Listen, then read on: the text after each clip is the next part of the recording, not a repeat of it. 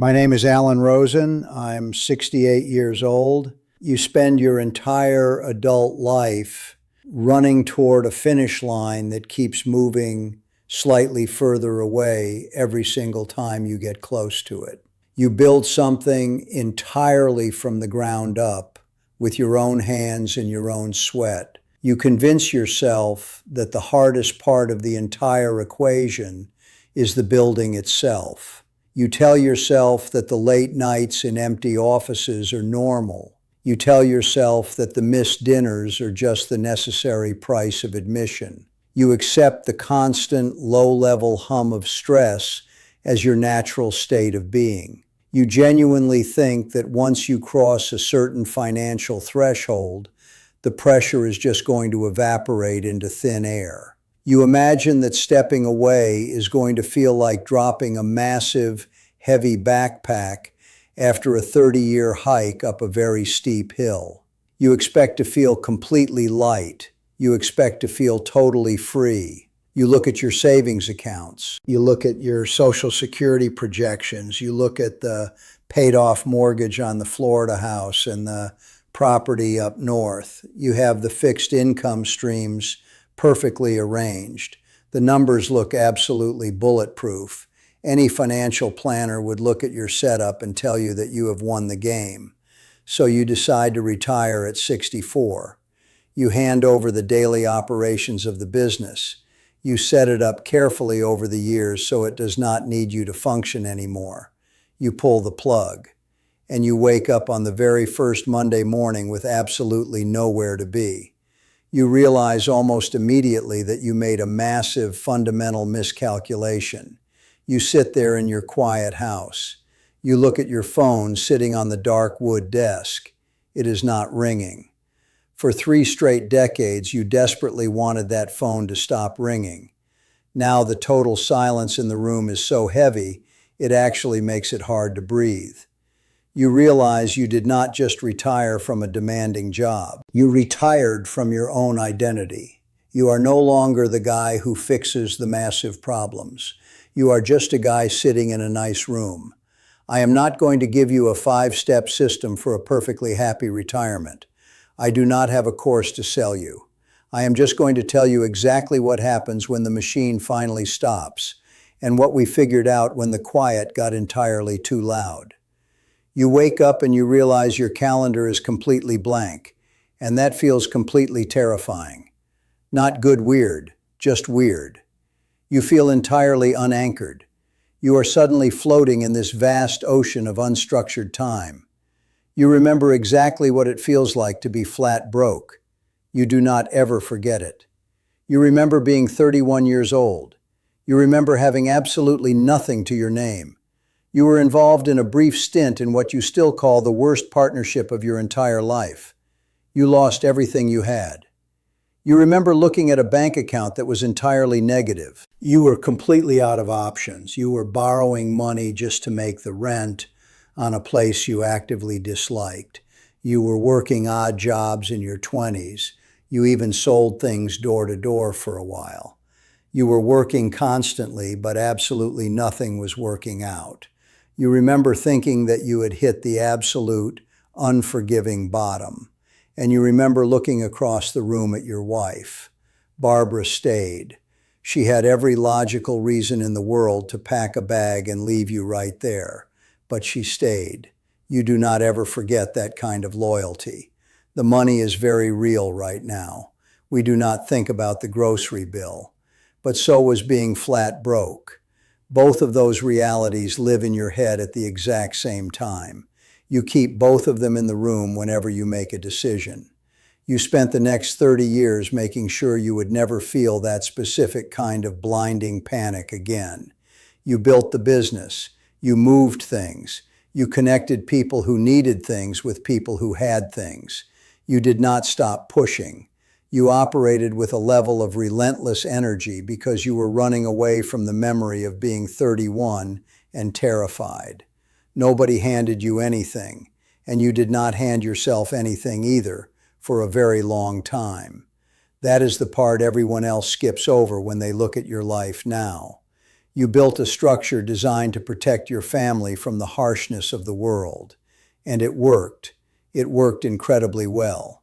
But when you finally step back from that structure, you have to face a very cold fact. You do not know how to live outside of it. You do not know who you are without a crisis to manage or a deal to close. So I want to go through 5 specific things I have noticed about this transition. 5 things I really wish someone had sat me down and told me before I packed up my office for the last time. The very first thing you notice is the crushing weight of completely unstructured time. You wake up on a random Tuesday morning. The ceiling fan is spinning slowly. The house is completely silent. You have the exact financial setup that everyone works their entire life to achieve. You have won the economic game. But you get out of bed and you have absolutely no logical reason to put on a proper shirt. There is zero urgency in your house. Nobody is urgently waiting for your signature to close a massive deal in another state. Nobody is depending on you to navigate a sudden, catastrophic supply crisis. You spend the first 2 weeks just drifting around the house like a restless ghost. You reorganize your home office. You sit at the dark wood desk that you bought a decade ago. You look at the bookshelves. You look at the real books, not the decorative ones. You see the older editions. You see the ones in Hebrew that belong to your father. You touch the spines. Reorganizing the entire room takes maybe an hour and a half. You still have 13 waking hours left in the day to fill with something. You start aggressively looking for problems to solve around your own property. Solving complex problems is the only way you know how to feel valuable to the world. You try to micromanage the landscaping guys who have been doing a fine job for 5 years. You try to optimize Barbara's weekly grocery run. You make everyone around you absolutely miserable. Look, you call the office on that first Monday. You actually do it.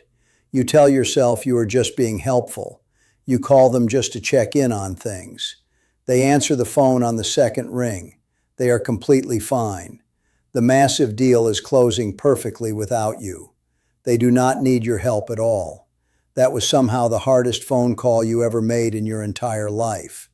Because you realize the business runs perfectly without your input. And some days that is the best feeling in the world. And some days it is exactly like watching a stranger drive away in your favorite car. That is when I figured out that for 30 years, my schedule told me exactly who I was. Now the calendar is completely blank, and it is terrifying. The second thing you are forced to confront is the stark reality of your marriage. You have been married for a very long time. You and Barbara have been together for 41 years. You think you know every single minute detail about your spouse. But you only really know the version of your marriage that fits neatly around a grueling executive work schedule. You know the tired evening version. You know the exhausted weekend version. You know the scheduled vacation version. You do not know the Tuesday at 2 in the afternoon version. Suddenly, you are in her physical space constantly. You are breathing her air all day long. Money does not save a marriage. It also does not ruin one. What it actually does is make everything in the relationship much louder. Barbara has her own distinct rhythm. She grew up with much less than you, and somehow she turned out much smarter about it. She is infinitely more grounded. You are pacing around the kitchen, acting like a caged animal. You are trying to treat your own home like one of your regional branch offices, and she sees right through it immediately. You are pulling out of Rachel's driveway one humid afternoon. You are sitting in the passenger seat of the car, and Barbara says, without even looking up from her bag, "You do not actually want to be retired, do you?" And you say yes. And you know, right while you are saying it out loud, that you are completely lying to her. And Barbara would say, "You spent 30 years building something to leave. Maybe figure out what you are building now." She has a way of saying one single sentence that takes you a full week to unpack and understand. She is sharper than you, and you know it. You have to learn how to be a present husband all over again. You have to completely drop the executive persona. You have to learn how to just sit quietly in a room with the woman you love and not try to manage the situation. That is when I figured out that being an excellent financial provider is completely different from being an actual partner. The third realization hits you like a freight train when you take a hard look at the money itself. You spent decades operating under the core belief that wealth was a permanent emotional shield. You thought that if you just piled up enough resources, a specific kind of deep, gnawing anxiety would permanently disappear.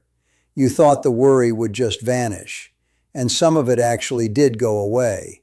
You do not worry about the electric bill anymore. You do not worry about paying for a sudden expensive roof repair. But you know exactly what moves in to take its place? Different worry, better quality worry, but it is still worry. You remember being 34 years old and losing $14,000 on a terrible deal that went entirely sideways. It made you physically sick to your stomach for an entire month. Now you watch market shifts that fluctuate by 10 times that amount before you even finish your morning coffee. You do not panic because you built the financial structure to absorb it, but you realize that you cannot buy actual peace of mind. You cannot buy it. Trust me, I tried very hard. You fly private when you need to get somewhere quickly. You sit in that leather cabin seat. You look out the oval window. The clean light pours in. You are on a flight fully paid for, going somewhere warm, and you realize you are one of the most uncomfortable people on that entire flight. It does not make any logical sense, but it is undeniably true. You drive a car that is nicer than average, but it is not flashy. You made that deliberate choice. You stopped needing people to see the car a very long time ago. You wear muted colors, navy, white, gray, olive. You wear quality linen or cotton. You do not wear logos. You dress exactly like someone who stopped needing to impress strangers, but still profoundly respects the room.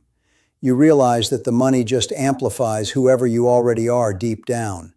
If you are deeply insecure, the money just makes you a very wealthy, deeply insecure person. That is when I figured out that the money solved all the math problems, but it did not solve a single human problem. The fourth thing you are forced to navigate is your complex relationship with your adult children and your concept of legacy. You look at your kids and you have to be brutally honest with yourself about what you missed. You chose the deal over the dinner more than once. You missed birthdays. You missed important school events. Barbara will tell you that without hesitation. I am not going to pretend otherwise. You have Daniel out on the West Coast. He is 42 now. He does something complicated with software. He tried to explain the specific mechanics to you once, and you just nodded politely.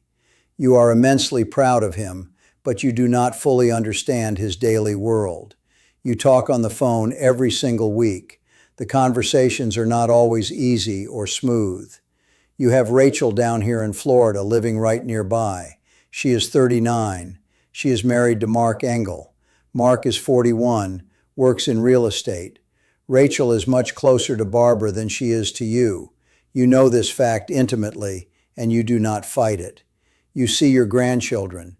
You see little Eli, who is 10 years old and named partly after your late father, Elliot. You light up whenever you talk about Eli. You see Maya, who is 7.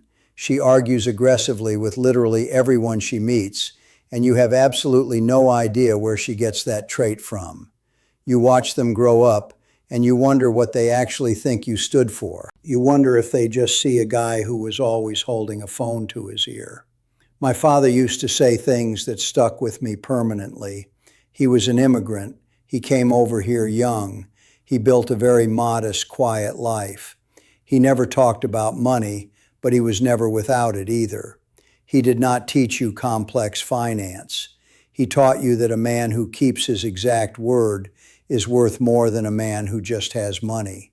Your mother, Ruth, was practical and warm, and she kept everything together. You think about them constantly now. You realize that legacy is not a massive trust fund. Legacy is not a complicated legal document. Legacy is the exact emotional footprint you leave behind in the minds of the people who survive you. I got better at listening around 45. That delayed maturity cost me probably 15 years of relationships. That is when I figured out that you spend your retirement paying down the specific emotional debt you accumulated while you were building the empire. The fifth and final part of this is easily the hardest psychological process of all. You have to actually figure out what you are building now, in the quiet. You spent 30 years of your life building a massive machine just to walk away from it. You have to take all that accumulated life data and apply it to a new reality where absolutely nobody is keeping score anymore. You realize that personal development is not a performance.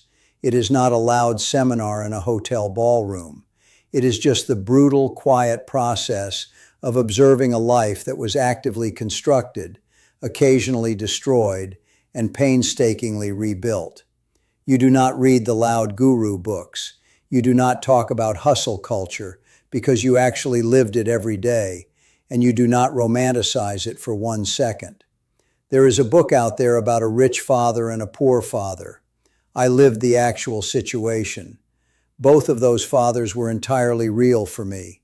I learned from both of them. Now you have to learn how to find deep satisfaction in the extreme smallness of the days. You sit out on the dock with a simple cup of coffee. You put your sunglasses on top of your head. You wear a casual shirt. You let the heavy, thick Florida heat settle completely over your shoulders.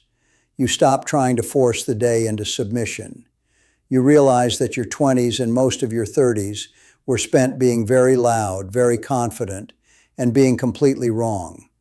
You did not make your first real money until you were 38, which means you spent a long time being an arrogant fool. You spent decades assuming you knew exactly how the world worked. Now, at 68 years old, you are finally comfortable admitting that you really do not know much at all. You do not have it all figured out. You are not the smartest guy in every single room anymore. You have mentors, older Jewish businessmen in the community who taught you things not found in any textbook. You realize they knew how to sit still. You finally stop pacing. You stop trying to manage the ultimate outcome of every hour.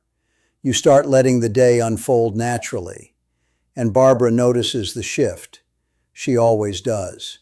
That is when I figured out that the hardest transition is learning how to be a human being instead of a human doing. I am not going to sit here and tell you that retirement all worked out perfectly from day one. It absolutely did not. You are going to have days where you feel entirely lost and useless. You are going to have days where you desperately miss the leverage and the electric adrenaline of the business. You are going to have strange moments where you feel like a complete stranger in your own house. Some months are still complicated. Some days you wonder what on earth you are doing with your time. But mostly it is entirely okay. It is much more okay than I ever expected, honestly. You push through that initial terrible discomfort. You sit with the heavy silence until it actually stops ringing in your ears.